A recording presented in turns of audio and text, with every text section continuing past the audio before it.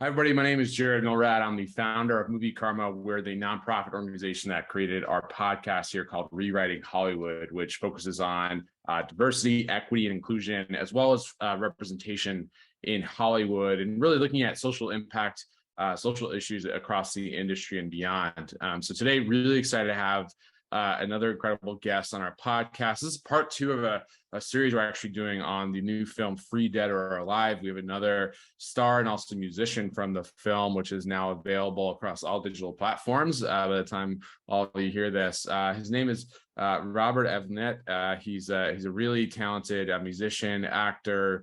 You may know him from the band Menudo back in the day, but he's also been very prolific as an actor and as a musician since then. So really excited to talk to Robert about all of his work and everything happening on his end. So Robert, thanks so much for being on the show. Hello, Jared. Of course, man. It's my pleasure to be here with you. Having some time to chat about great things, about movies, especially. So cool. Yeah. Hi to everyone that follows you. Congratulations. So let's do this. Thank you so much. Cool. So let's dive in. So I wanted to start off with just some of your background. It's really obviously dynamic. You've done a lot of different things in your life already. You as I mentioned, you were a teen idol yourself. You were part of the international phenomenon, the band Menudo. You also have done a lot of work as a musician since then. But let's start at the top. Tell us a little about your early days, Robert. Like what interested you as artistically as a young person? Was music kind of your first love? Walk us through that a little bit. Well, yeah, it was definitely music. It all began when I was actually 13 years old in Puerto Rico. That's where I'm from.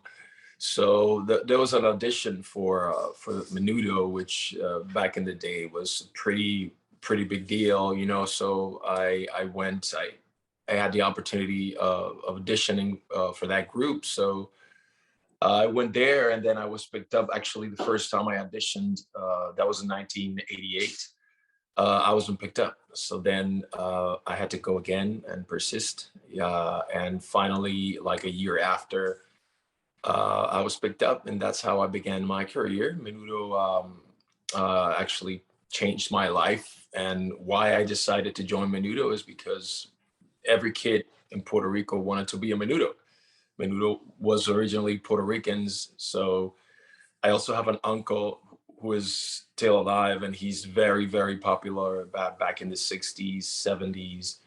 So, I have that blood in my family. So I guess that's how it all started. And then after that, I've done so many things as a musician. I have a few albums out there as Robert Avellanet. And then I've done telenovelas. I've done like short films, like series. And I've been 11 years so far in Hollywood, and I love it. I love LA. I love a lot. I really feel that I made it to where I belong to, and it hasn't been easy. For some people it's easier than for others, but my time is coming, and I'm excited about this movie that it's coming now. That it actually came out today. It did, yeah. Today's a big day, August 9th, and so folks can check it out anywhere. It's a fantastic film, and I want to get to it. We had a chance to talk to some of the crew and talent behind it, in addition to yourself. But talking about some of your background a little bit more, you mentioned your uncle was a legendary Puerto Rican crooner. You Puerto Rican heritage, and kind of were launched with this opportunity when you were, I think, 13, pretty young, right? Yes. What was that like? Because I think people might be intrigued just to hear, being so young, being kind of launched in this international stage. What was that experience like for you? Well, when I joined the group, Menudo was already pretty big, so it was something completely unusual, because normally when you are an artist beginning, let's say singing or acting, whatever, you have to start from the bottom, and build up, that success, the fan base, etc. So Menudo already was huge. So imagine me jumping on this train that was riding at 200 miles per hour. So it was pretty crazy. I think I was so young, and so I was so hungry for all this, work and opportunity that I just it was incredible. The way I describe it is it was amazing. It really changed my life. It was a life-changing moment. Suddenly being famous and popular, it's something, especially when you're a kid, you have no idea what fame is, what popularity is, you just go with the flow, and that's what happened to me. Actually, when I left the group, it's when I actually realized that wow, that was happening. I was there. So, but that's something that comes with maturity. But yeah, I had the opportunity to visit so many countries, so many cities, and meet so many people around the world and cultures in South America, and Brazil, and Argentina, and all these places that I've never dreamt of visiting. So yeah, it was great. I mean, I like I always say, thanks to Menudo, I'm here. Thanks to Menudo, I'm in LA, and I thanks to Menudo, I'm part of Free Dead or Alive. So that's how it all began, Yeah, so me. it sounds like you're grateful for it and have found an appreciation of it. Was it difficult coming off of that experience, like leaving that group and kind of striking out on your own in a way? Was there a bit of a letdown, or did you sort of find a natural transition? Well, it wasn't easy. There was a letdown, like I said, once I left the group, Menudo was so famous, but the whole concept of these five kids singing and dancing was, the actual bomb. So once you left the group and started on your own, things were different. Things were different for many of us, and that's when actually like the hard part came in, being able to uh, you know, uh, go beyond Menudo and still survive, or still, in the eye of people without being a Menudo. That was the challenge. So at some point, I decided to go to college and study publicity at that time in Puerto Rico, so I could, still have like a different career, formation there, just in case things don't go the way you want it. In the end, I didn't do anything with the publicity.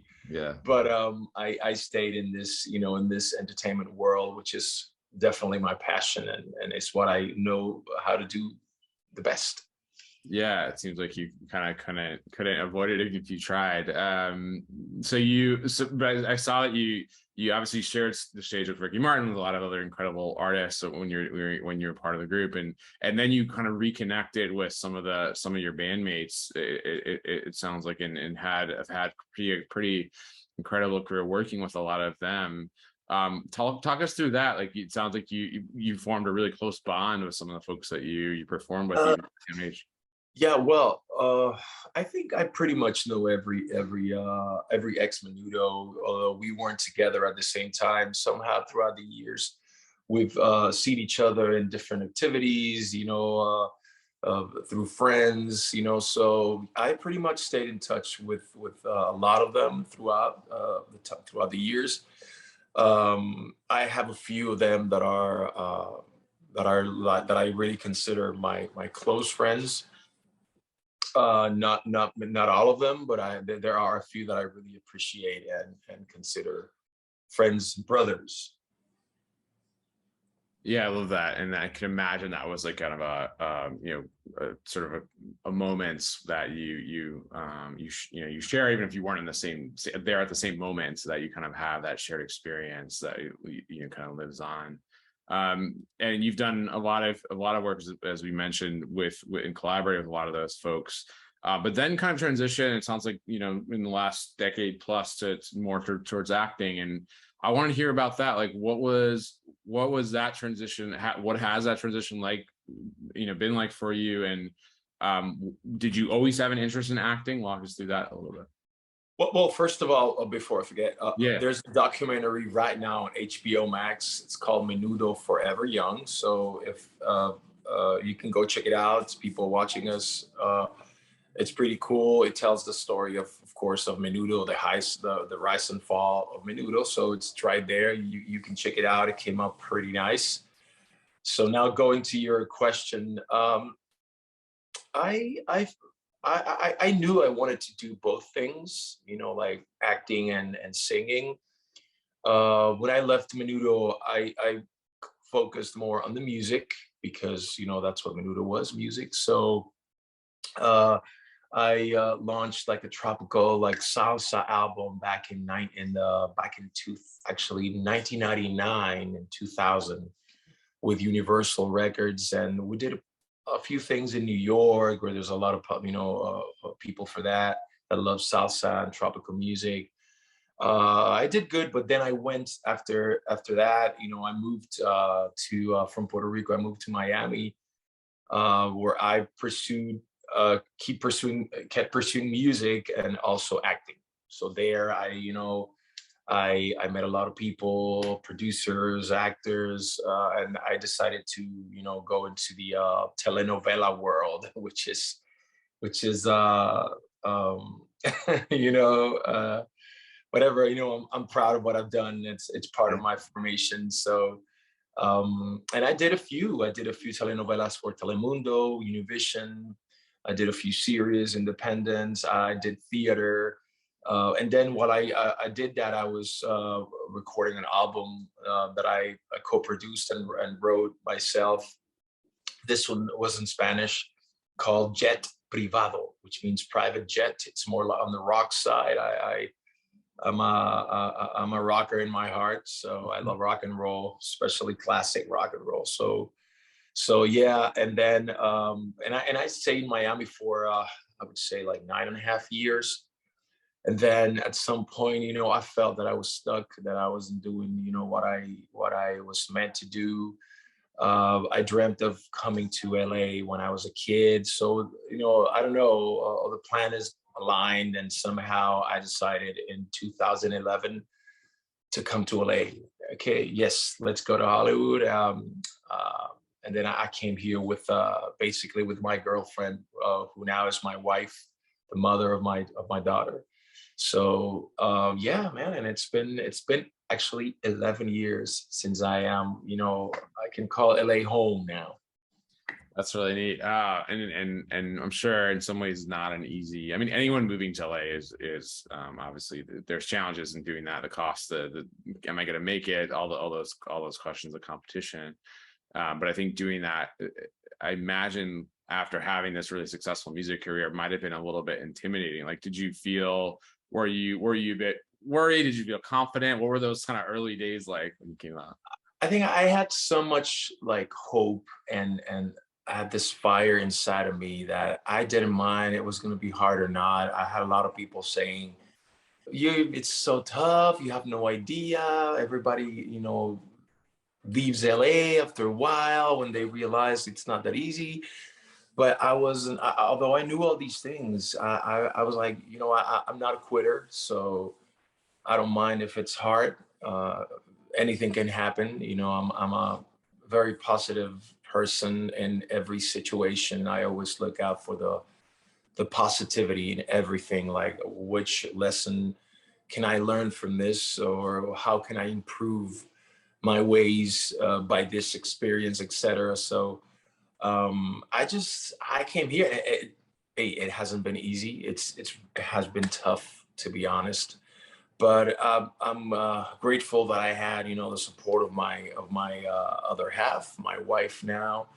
And look, I have a movie, I have a documentary on HBO. Like, it's things happen at the right time. So I can tell what I can say to people that considers this kind of career or experiences, like, you can't quit.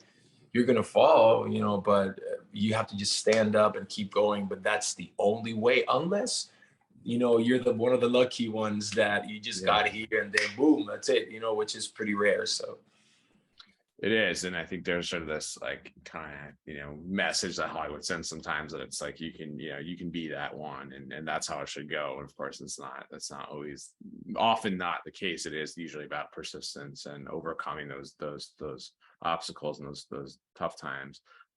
Before we get to the film, which I want to talk about, obviously, with you, but the really interesting thing that I think you may have alluded to is just like coming out here and finding some struggles. I wonder, did you feel like there was enough representation? You did telenovelas, as you mentioned, and then came to Hollywood. Like, did you feel like there was enough representation of Latino stories, Puerto Rican stories? Like, were you thinking about that, experiencing some of the hurdles that many of the actors we meet with, have really gone through? Well, to be honest, yes. I mean, I think still today, we can see that there's certain there are certain limitations for Latinos still in Hollywood. Although we see movies with Latinos and stories about Latinos, I think now it's been we see more of that than what it was before, especially 11 years ago when I came. It's pretty like the Latinos in Hollywood are kind of like pretty selected. You can probably count them with one hand or two hands the most. Among all these other actors that are in Hollywood. That didn't stop me. That didn't stop me. I was always saying, if Antonio Banderas made it, why can't I make it? You know what I mean? So stuff like that, I could be the one, I'm here to change, the world, that's my mentality. So I've never been afraid of that, although I know it's like that. Now it's getting better and I'm happy about it. Yeah, don't be afraid. We gotta make the difference. Yeah, I think you are with this film. So let's talk about it. It's one of the, as we talked with some of your fellow cast members and the writer, director, and producer. It is one of the most diverse casts, I think, in crews, in a major feature film in a while. It definitely stands out in that sense. It also has a really important message behind it. For those who missed part one of our conversation, we talked about this film and how it's set along a kind of a dangerous trail to the Mexican border. We follow young girls making this perilous journey from South Central America to the U.S. and faces a lot of dangers along the way as an immigrant, as a migrant. What attracted you to the project, Robert, and how did you first hear about it? Yeah, well, I'm friends with Patricia Velasquez. She's a Venezuelan actor. She was in The Mummy, and she's part of this movie. So she called me one day and said, "Rob, I have a script I want you to read." And it's funny because I basically I'm gonna tell you this. I did an audition for this movie, so it's pretty ironic because I've done so many auditions. And then when it comes to this movie, I didn't. I guess they saw my reel, they liked the way I looked, the way I am, whatever. So that's how it happened. So I read the script, and it was pretty awesome. I really liked the script. So I'm also a writer. I don't consider myself like a professional writer, but I'm a songwriter, yes. But in terms of scripts. I recently wrote a script with my own son. We have a pilot and we have a screenplay. So the script is the most important thing. If that script is not good, no matter what you do, how much money you put, how many effects you have in the movie, CGI, everything is like, it all starts with the script. So I read the script. It really touched me. I loved the story. It felt genuine, and it felt something that needed to be told. And now when I read, the role that I was, that I was supposed to play, I loved it because first is something, completely different from who I am. This guy is actually part of a cartel. This guy is daddy's boy, used to have everything he wants. So it was pretty interesting, going into the mind of this guy. And it was challenging, but I loved it instantly. I was like, of course, I want to be part of this project. Yeah, and it's a really neat team and project to be a part of. Like, did you also, I understand you created an original song for this piece for this project as well. What was that like? I mean, were you approached about doing that, or did you sort of come up with some ideas? In fact, it was the director who Okay. approached me. He knew that, about my music, about my songs. I probably heard some of what I've done. And I don't know, one day he's like, Rob, I'm looking for a song for the movie. Can you write one? So I was, of course, I'm going to write it. So, but then he gave me a few points, what he wanted it to be, he sent me a few songs. I forgot which ones right now, but like to get, the vibe and the emotional vibe that he was looking for. And that's how it all happened. I went to a great friend of mine, super producer, multi-instrumentalist, Fernando Perdomo. I went to him, and then we got together and and came up with this emotional track. It's just guitar and voice. That's it. And we did it pretty fast because Fernando is super fast. So I sent him to Eric, and he loved it. He loved it instantly. He was like, "Wow, Rob, I'm thankful." So I'm also honored that not also my face is there, also my music is there, and that they appreciate what I do. That's what every artist, is expecting. Yeah, that's not easy to do. I bet, in a sense. I mean, had you had an experience where you were in that position where you could act and really get to kind of live the story in that intimate way, and also write a song and sing a song for a project? Actually, no. It's the first time ever that I'm able to be part of a movie and have the soundtrack, the song that is actually in the movie. It's really the whole song ends. The movie ends basically with the song, and it's great. It's great.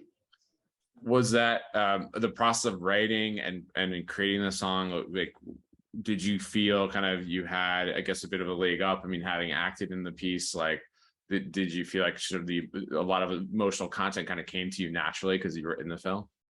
I think I don't know. I mean, I really had to take me out of the equation as the role that I played, because this song does not relate at all to my character. This song relates to the protagonist, to the girl, the young woman that played by Eddie Ganem. It's about her. You know what I mean? It's about what she goes through and how she has to start all over again. The song is called Comenzar de Nuevo, which means start all over again, because that's what it is. So no, I really had to like let go of my role. Like, I'm now the musician and producer. Let's focus on what the movie is about, the things she goes through, and that's how the lyrics, came to be. Really neat. I want to talk a little about some of those themes which you touch on in the song about starting over and just the journey that migrants, immigrants take in this and to come to this country, and many others obviously around the world. We talked with Eddie and some of the cast and crew last time about the numbers. I mean, they're pretty staggering, and over 1.6 million or so migrants came to the U.S. border in 2021 alone. Which was some of the highest numbers, I think, in the last 40 years. So you may have heard about some of the tragedies, unfortunately, have happened over the years with migrants who did not make it and either perished or were sent back or had their families separated. Was this, I'm sure you're aware of this, obviously this dynamic happening for many years now. Like, could you talk a little about why this was an important project, Robert, in light of that, to be a part of? Well, I know, like you said, all the things that happen, to people that want to come to USA in a different way. They might not have the resources they have to come, unfortunately, in a different way. And it's imagine all. I mean, I can imagine all the things they go through. I'm Latino, but I'm blessed to be Puerto Rican, so I have my American passport since I was born. But others don't have, that, so they have to go through a lot to come to the United States. And yes, the moment I wrote this song, I knew it was, it wasn't only for the movie. This is something that, a lot of people could relate to. The song it's basically, like I said, it's basically the movie in the music. It's what she goes through, that hope, that she brings with her, all the things she has to leave behind. She has to start all over again, but I didn't quit. I kept going, so it's also, I guess, a way of empowering people that dream of coming here to the United States and are willing to do whatever, at least, I think the last thing you should lose is your hope. So this song as well, I think it empowers people and gives them hope if you are going through something similar. Yeah, I love that. And that's such an important message, especially right now, for folks to hear after the pandemic and all the things that have been happening around the world. What is your thought on kind of what you want folks to know about the migrant or immigrant journey, that you feel like maybe this film illuminates or the song illuminates, or both? We had a chance to talk to the cast and crew about this, and just the notion of what migrants go through, what immigrants go through to give up everything they had to flee violence or oppression or economic struggles to try to make it into place. I mean, like I said, in a way, I think that motivation, the hope that you need to have in order to complete, like, say, a journey like this, that you decide just to quit everything because you believe. It's believing. It's having that fire inside of you that says, you know what, I can make it. I think it not only relates to the migrant situation, but overall in life, that's how life is. We have to keep going with hope, positivity. We're probably going to fall down the pit very deep, but we have to just crawl back up and keep going. I think that's the main message of the song. Like all the music I do, I tried all my music, I like to have some kind of message. I don't like to write music just to dance and move like at some point I did, but I don't like, that kind of music for me right now. So everything I write, it has to have like a positive impact or like a reflection about society, etc. So, I mean, it's what it is, man. People go through hard stuff. People live, some die. This, in terms of the immigrants, they die. They go to jail. They're separated. So that's pretty extreme. And you have to have a lot of guts to do that, man. A lot of conviction that you're gonna leave everything. Imagine leaving your country. Like, I'm gone. I'm out. I'm going. But I'm going to do whatever I can just to go to the United States. I guess we have something here that people like, of course. So nobody's perfect, because we're not perfect either. But I would say it's way much better than other countries. Mm-hmm. Yeah, I mean, it really is an incredibly difficult, wrenching decision. I know, I'm sure, for many, if not all, these families that make this track. And I just feel like we demonize them a lot of times. We see them demonized in the news and the media. We don't really get to see them humanized, and we get to see that in this film, which is really terrific. I guess my last question for you, Robert, is just around, like, if you want to expand anything about what you hope the impact of this film would be. You talked a lot about just the hopeful messages of it. but what you want folks to take away from the film, or why you think people should just check it out, because I think it has important message. Yeah, well, I definitely encourage everyone to go and watch Free Dead or Alive. It's on every digital platform. It's on Amazon. It's on Prime Video. It's on iTunes, Google Plus, several platforms. So I don't know. I think people will relate to this. Not only the migrants, like I said, but everyone in general. You know, life is it's a hurdle. It's tough. You know, it's not easy, and we all know that. So seeing, especially a woman, you know, I love the fact that it's also a woman. It's not the tough guy that went through this. So there's a lot of vulnerability here that a lot of women or men could relate to. I was pretty honored to be part of it and to be able to play Miguel, this this guy that you'll see. So it's already on those platforms. So go and see it. Go and see it. I hope everyone will. It's a really powerful film. It has a great message behind it. It's been an honor having you, Robert, on the show. Not only to talk about your acting work on it, but also your music that you created for it. And I hope you can continue to combine both of those talents that you have in the future. So again, the film is Free Dead or Alive. Robert Avellanet, our guest today, has joined us. Hope you all check it out on all the digital platforms out there. Thanks so much, Rob, for being on the show. Thank you, Jared. Thank you.